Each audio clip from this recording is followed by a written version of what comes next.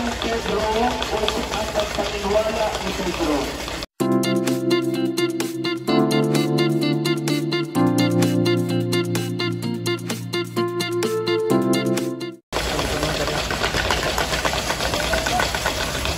Naunang paso, San Pedro o ang pagpaniwala ni Pedro. Ang labing niyara sa estatwa ni Pedro nagapahanungtong sa aton nga siya ginatagan singgahon sa langit kagduta. Kay siya ang una nga nagkilala nga si Jesus amo ang Kristo, ang anak sang Dios nga buhi. Ang manok sa luyo sa imahen ni San Pedro nagapahanungtong sa aton sang pagpanginiwala ni Pedro sa aton Ginoo. Ang pagpanginiwala nga gintag na nga matabo antes magpamalo ang manok. Ining tatlo kapag panginiwala ginbaslan man sa tatlo ka beses nga pagpahayag ni Pedro sang iya pagigugma sa Ginoo, sa diin ginmanduan siya sa nabanhaw nga Kristo sa pagsiling at ipana ang akong kordero. Ang paso sang San Pedro ginapagnagiyahan sang heirs of the late Victor Capunan, care of Laurelia, Navarra, and Tubal families.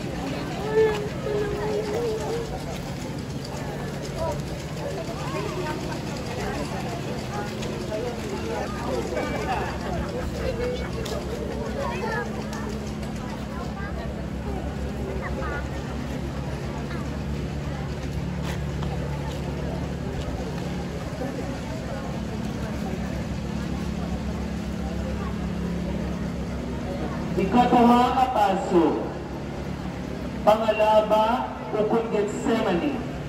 Ang pagpangamuyo ni Jesus sa tanungan sa Getsemani.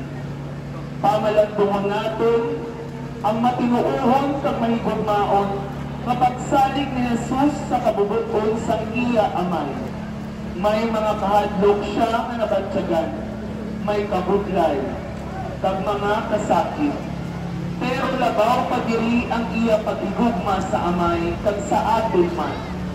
Pamalandungan naton ang pulong ni Jesus sa pagpamukaw sa iya mga gintutunan nga nagakatulog. Kasubo man pala kita sini nga mga gintutunan nga madali mawat-an si kaisog kag gabasog sa pagsakripisyo kag pagpanganguyo.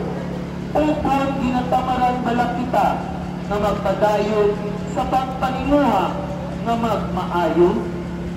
Ang paso sa pangalaba ginapanagiyahan sa heirs of the late Raimundo Castaño, care of La Tosa and Las Trilla families.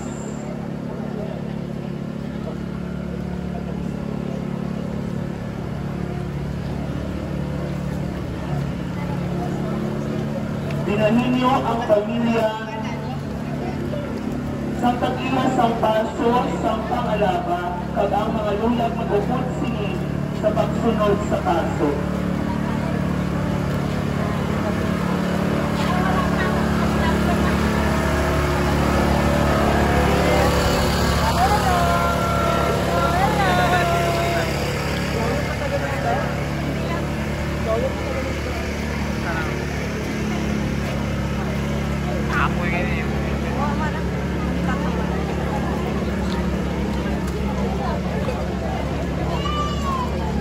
Ang ikatlong paso, pagbunal kay Jesus.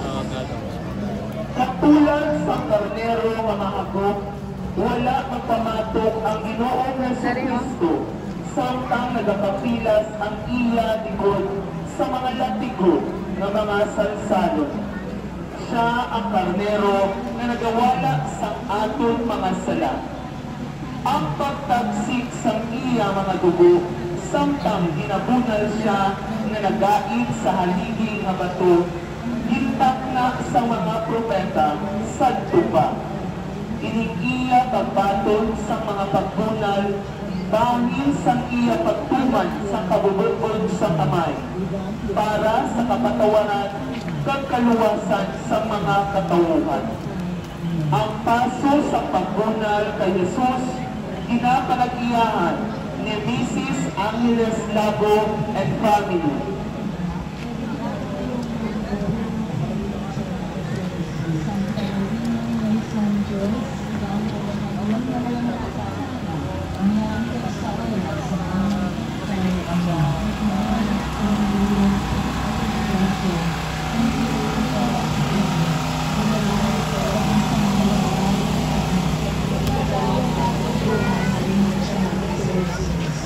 Maria, Luis ang Diyos, sigang po mo kami ng mga makasasala, niyan sa oras ng aming kamatay.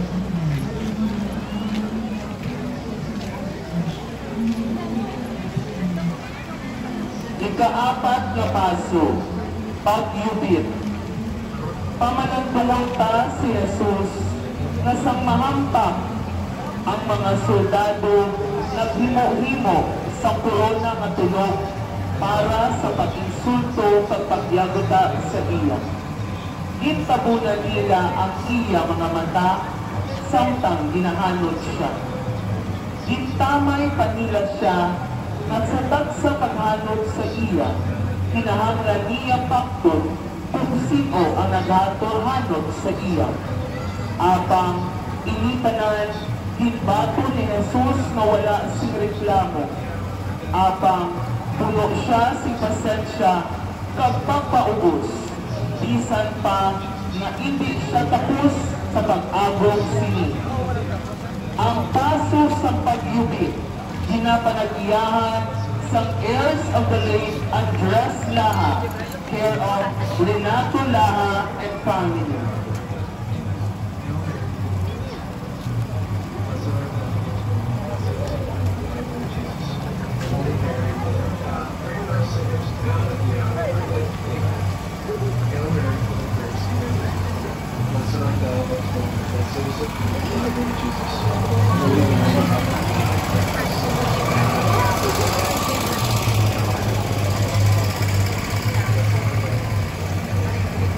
Ikalima kapaso, Jesus di pasensya, ang pagpahuway.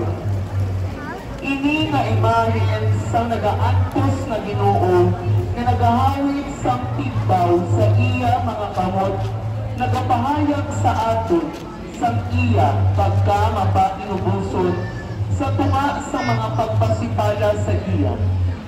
Subong man, nagapahayag ini sa paghigugma niya sa amay. Ang paghigugma na nagapabaskog sa iya, sa pagsunod sa amay. Sa tunga sa mga kabudlay kagkasakit, wala siya magreklamo, kundi nagpabilin siya nga matuod, himtid, kag masinulundon sa kabubudbod sang amay. Ang paso sa pagpahuway, ginapanag-iyahan sang heirs of the late Vito and Bernardo Navarra, care of Olivia Navarra and family.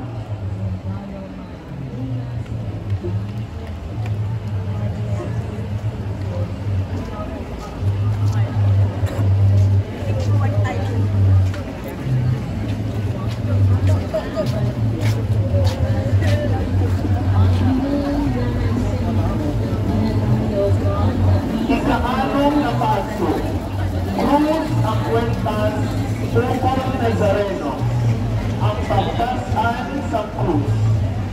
Ang pagtasan ni Jesus sa iya krus, nagapahalungkong sa aton mga katungdanan para sa isa kag isa. kag nagaisog sa aton sa pagpaniuha para sa kaayuhan sang tanan.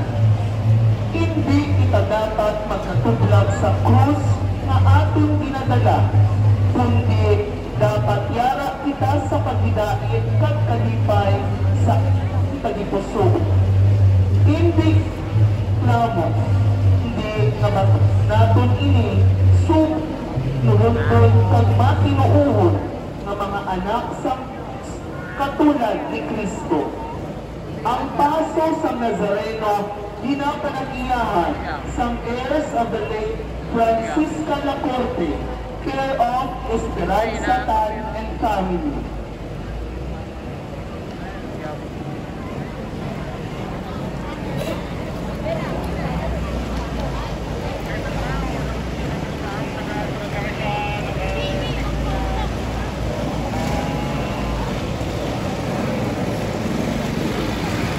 Ikapito nga paso, primera kaiba, una nga pagkadasma ni Jesus. Ang Ginoo nagasma tungod sa kabuhat sa krus na iya pinapasan. Kita man, manuya, katungod sa ating kaluya, nagakadasma man kita. Kagsin masunsod, nangin matalaw sa tunga sa madamo ng mga kanisdanan. Magsalig kita sa Diyos, kasabat o kapaglaong na iya ginhatag sa aton tungod sa iya pag-antos. Ang paso sa una nga pagkadasma ni Jesus, ginapanagiyahan ng Dr. and Mrs. Raul and Erna Ticar and family.